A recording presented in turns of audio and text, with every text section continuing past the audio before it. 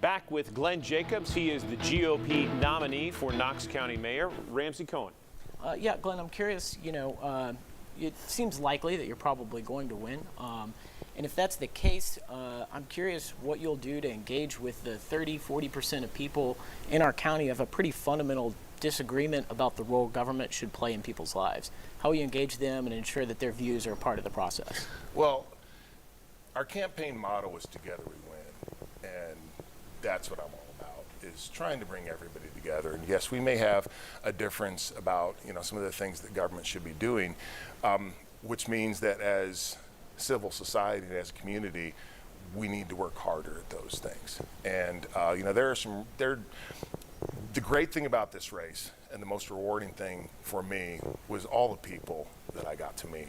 And frankly, whether you're on the right or whether you're on the left, you still want our community to be a great place. Maybe we just go about it differently. I don't think that should preclude us from trying to work together where we can to make our community be the best place that it can possibly be. And above all else, that's what I want to do. As somebody who's viewed as sort of an outsider, even though I was kind of telling people, watch out for him, watch out for him. How do you put a team together? I mean, are you looking at, if you were to win, do you have some inside folks who are familiar with the process, who have been involved in Knox County government that you sort of looking to tap? I'm already reaching out to people that can help me. Part of it is realizing that, no matter who you are, you don't know everything. And you have to, you have to reach out. And this is especially true in my case, and I realize that. You have to reach out to people that can help you. Mayor Burchett he's done a really good job of putting competent people in the positions that they need to be in. He will be imperative in our transition and working with him and some other people. So I don't have any fear that we're going to be able to get folks where they need to be. And the thing about it is, as a CEO, the most successful CEOs are the people that put folks who are smarter than they are around them. Absolutely. And I truly believe that.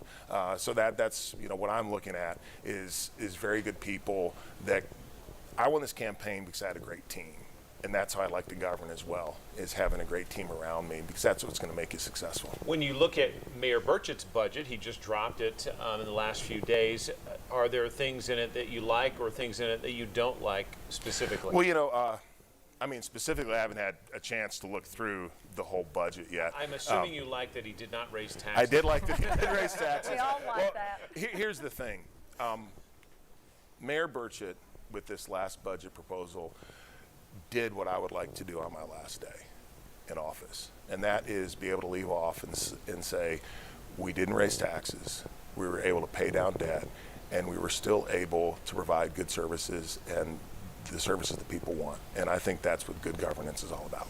Glenn, I want to ask you, I've read some of your issue statements and so forth, and you're certainly viewed as a conservative, and some people might say more of a libertarian. And libertarians generally want the smaller government, the better.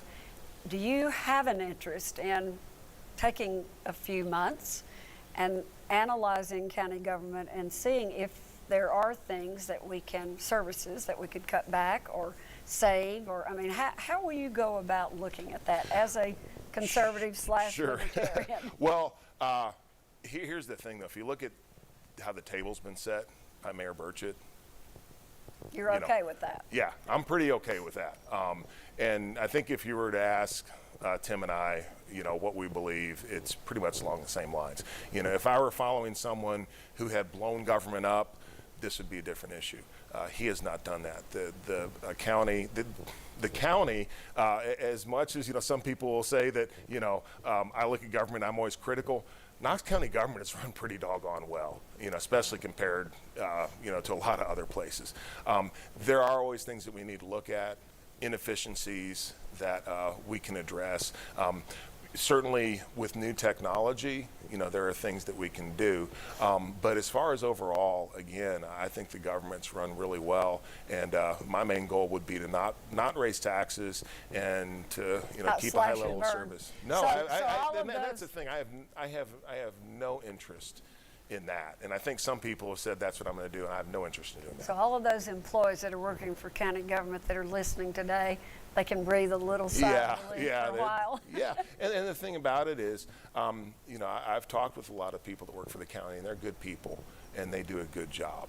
And I'm grateful for that, and I'm thankful for that. Glenn, I'm curious, one of your big campaign issues seem to be education. My wife's a Sure. teacher, and I'm curious how you can see us improving upon the things that we have in the schools now without, you know, really weighing any options to increase revenue to have those additional funds. Well, to place if in you schools. just, I'm sorry, if you just look at the natural revenue growth, I mean, you know, since Tim Burch has been in office, I think it's up 28% versus 4.8% increase in student population.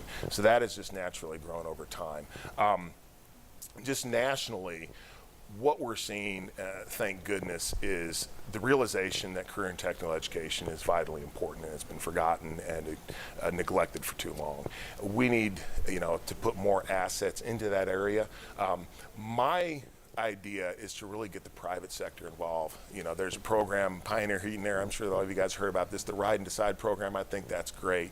We need a lot more things like that where we have private companies, you know, coming in and providing training programs, hopefully apprenticeships. We also need to work with TCAT, Pellissippi State, and the other community colleges and vocational, and as well as Crown College. I think they have a great program. You know, let's brainstorm with them about how we can improve our career and technical education in high schools. You do have a personal example of this. I just wanted to share in the minute we have left in this block. You have a difference with a brother and a sister Right. who took very different paths. Right. My sister's a rocket scientist. She worked at NASA. She has multiple undergraduate degrees. She has a PhD in history. She's the smartest person you'll ever meet. My brother, unfortunately, had some learning disabilities and got behind reading at a very early age. So he went to a vocational school. He's a very great mechanic. On the other hand, my sister, who's a rocket scientist, sometimes I wonder if she could put gas in her car. She'd love to say that. Both of them have been successful in their own way. I've been successful in a completely different way. And that's my thing with education is we need to show kids that there are many different pathways to success, not just pigeonhole them into one way. We're going to be back with more of our conversation with Glenn Jacobs right after this.